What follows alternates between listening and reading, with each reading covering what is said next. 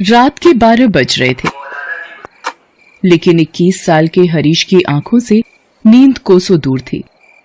वो इधर उधर करवटें बदल रहा था और काम्या के बारे में सोच रहा था।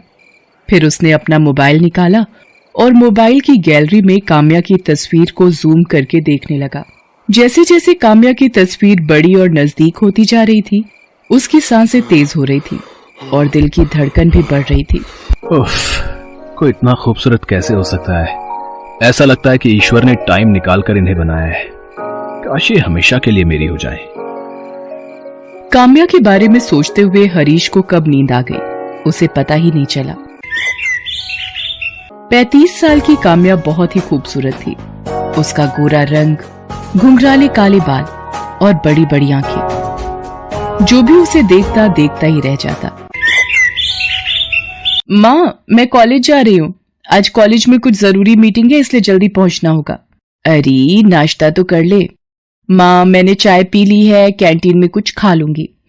काम्या अपनी माँ के साथ दिल्ली में रहती है। काम्या ने अब तक शादी नहीं की थी। वो दिल्ली के ही एक कॉलेज में इकोनॉमिक्स की प्रोफेसर थी। अपने सब्जेक्ट में वो बहुत ही माहिर थी, इसलिए कॉलेज के प्रोफेसर के साथ साथ स्टूडेंट्स भी उसे बहुत मानते थे। काम्या आज भी अपने स्टूडेंट्स की क्लास ले रही थी। उन्हीं स्टूडेंट्स में हरीश भी था, जो उसे घूर घूर कर देख रहा था और मन ही मन उनके बारे में कुछ सोच रहा था। इकोनॉमिक्स जैसे बोरिंग सब्जेक्ट्स को भी काम्या मैम कितना इंटरेस्टिंग बना देती हैं। ये खुद भी तो इतनी इंटरेस्टिंग है कि इनसे पीछा छुड़ाना मुश्किल हो जाता है। हरीश काम्या मैम के ख्यालों में खोया हुआ था। तभी काम्या ने उससे एक सवाल पूछा। अब हरीश का ध्यान उनकी पढ़ाई पर रहता तब तो वो जवाब देता। उसका ध्यान तो काम्या मैम पर था। हरीश, क्या बात है?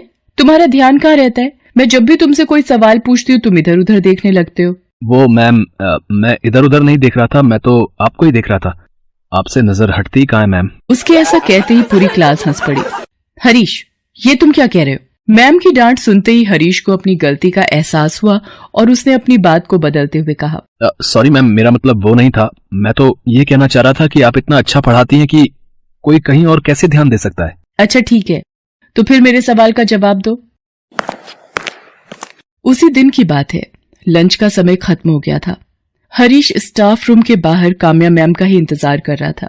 जैसे ही मैम स्टाफ रूम से निकलकर दूसरे क्लास की ओर बढ़ी, पीछे से हरीश ने उन्हें टोकते हुए कहा, एक्सक्यूज मी मैम।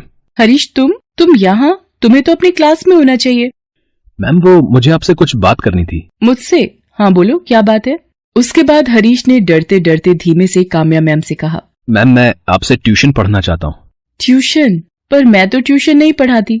तुम्हें कोई भी प्रॉब्लम है तो तुम मुझसे यहीं पूछ लो, मैं उसका सोल्यूशन दे दूंगी। सॉरी मैम, लेकिन यहाँ इतने सारे स्टूडेंट्स होते हैं कि मैं पूछ ही नहीं पाता, और कभी कभी तो लगता है कि कहीं मेरे किसी क्वेश्चन पर वो हंस ना दें। अरे ये क्या बात हुई? क्वेश्चन पूछने पर कोई क्यों हंसेगा? जितनी मर्जी है और सब्जेक्ट से रिलेटेड जो भी सवाल है तुम पूछो। एक बार नहीं, बार बार पूछो, लेकिन ट्यूशन के लिए मुझसे मत कहो। लेकिन हरीश अपनी जिद पर अड़ा रहा और काम्या को इमोशनली ब्लैकमेल करने लगा। मैम, मेरा इकोनॉमिक्स बहुत ही कमजोर है। मुझे लगता है कि मैं इसमें फेल हो जाऊंगा। अगर मैं फेल हो गया तो पूरे कॉलेज और घर वालों के सामने मेरी नाक कट जाएगी। मैम, मेरे पापा किसान हैं।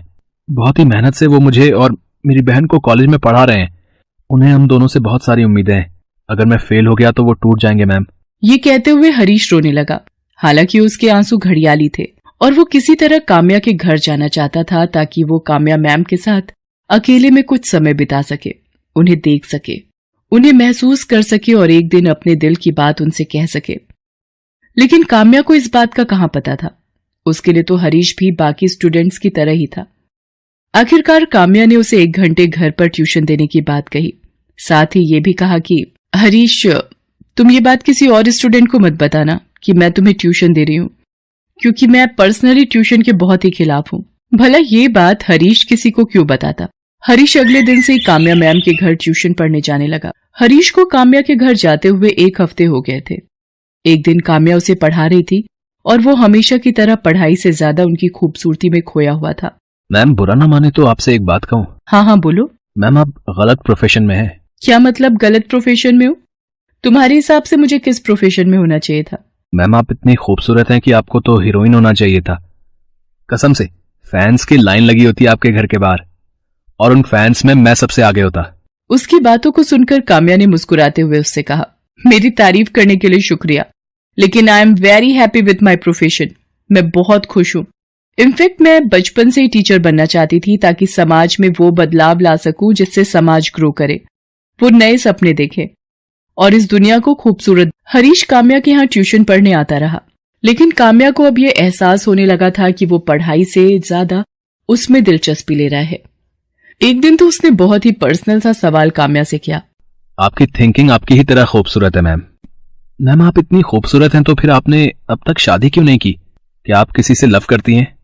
उस दिन काम्या ने हरीश को टोक दिया और कहा, देखो हरीश, तुम यहाँ जिस काम के लिए आते हो वही करो, मेरी पर्सनल लाइफ में इंटरफेयर मत करो और ना ही पर्सनल बातें करो। मैं देख रही हूँ कि तुम पढ़ाई से ज्यादा मेरी निजी जिंदगी में इंटरेस्ट लेते हो। मेरा फेवरेट कलर क्या है, मेरा फेवरेट खाना क्या है, मैं शादी कब करूंगी नहीं करूंगी, इन सब बातों में मत उलझो। और अगर आइंदा तुमने इस तरह की बातें की तो तुम्हें यहाँ आने की कोई जरूरत नहीं है। आई एम सॉरी मैम, मैंने आपको हर्ट किया, मेरा ऐसा कोई मतलब नहीं था। उस दिन हरीश घर जाकर काम्या के बारे में ही सोचता रहा। आज मैंने काम्या मैम का दिल दुखा दिया, मुझे ऐसा नहीं करना चाहिए था। आखिर मैं प्यार करता हूं उनसे, और कोई भी प्यार करने वाला अपनी प्रेमिका को हर्ट तो नहीं करता। हरीश को यह सब सोचकर नींद नहीं आ रही थी। उसने उसी समय काम्या से माफी मांगने का सोचा। उसने अपने घर के गमले से एक गुलाब का फूल तोड़ा और रात के 10:30 बजे काम्या के घर की ओर चल पड़ा। आज मैं काम्या मैम से माफी तो मांगूंगा ही, साथ ही उनसे अपने दिल की बात भी कह दूंगा। आखिर एक ना एक दिन तो उनको बोलना ही पड़ेगा ना, बिना बोले तो उन्हें मेरे दिल की फीलिंग्स कैसे पता लगेंगी। काम्या के घर पहुंचते पहुंचते रात के 11:30 बज गए थे। हर ओर सन्नाटा छा गया था। काम्या के घर का दरवाजा भी बंद था। मैम के घर का दरवाजा तो बंद है, लेकिन मैं उनसे माफी मांगे बिना और दिल की बातें कहे बिना नहीं जाऊंगा। उसके बाद हरीश पाइप के सहारे काम्या मैम की बालकनी में पहुंचा, फिर घर के अंदर चला गया। काम्या उस समय सो रही थी। हरीश मैम को देखने लगा। मैम सोए हुए में भी कितनी खूबसूरत लग रही हैं। ऐसा लग रहा है कि मैं इन्हें गले लगा लूं। हरीश मैम की तरफ बढ़ने लगा। तभी हरीश के मोबाइल की रिंग बजी। जब तक वो अपने फोन को साइलेंट मोड में करता, रिंग की आवाज से काम्या की नींद खुल गई। उसने अपने सामने हरीश को देखा तो वो बहुत डर गई। हरीश, तुम यहाँ और इस वक्त? तुम अंदर कैसे आए? मैम मैं आपसे माफी मांगने आया हूँ। माफी किस बात की? मैम मैं आपसे पर्सनल सवाल अब कभी नहीं करूंगा। ये कहने के लिए तुम इतनी रात को और इस तरह मेरे घर आए हो? ये कहकर हरीश ने गुलाब का फूल काम्या की ओर बढ़ाते हुए कहा, आई लव यू मैम, मैं आपसे बहुत प्यार करता हूँ। मैं आपके बिना नहीं रह सकता। मुझे हर पल हर सेकंड हर जगह आप दिखाई देती है ma'am. I really love you ma'am. ये सब क्या बकवास है हरीश? तुम होश में तो हो? तुम्हें पता है तुम क्या कह रहे हो? ये कहकर हरीश काम्या की ओर एक बार फिर से बढ़ा। Stop, I said stop. जहां खड़े हो वहीं खड़े रहो, नहीं तो अभी मैं पुलिस को बुलाऊंगी और तुम्हें जेल भिजवा दूंगी। एक ही सेकंड में सारी आशिकी बाहर आ जाएगी। ये आप क्या कह रही हैं मैम? किसी को प्यार करना कोई गुनाह तो नहीं है। देखिए, पुलिस को मत बुलाइए, मेरे प्रेम प्रस्ताव को स्वीकार कर लीजिए। वैसे मैं जानता हूँ कि आप भी मुझे चाहती हैं, बस कहने से डरती हैं। अगर मुझे नहीं चाहती तो फिर ट्यूशन के लिए क्यों अलाउ किया मुझे? हरीश, तुम्हें अच्छे से पता है कि ट्यूशन के लिए मैंने क्यों अलाउ किया, लेकिन लगता है मैंने सच में बहुत बड़ी गलती कर दी है। नहीं मैम, आपने कोई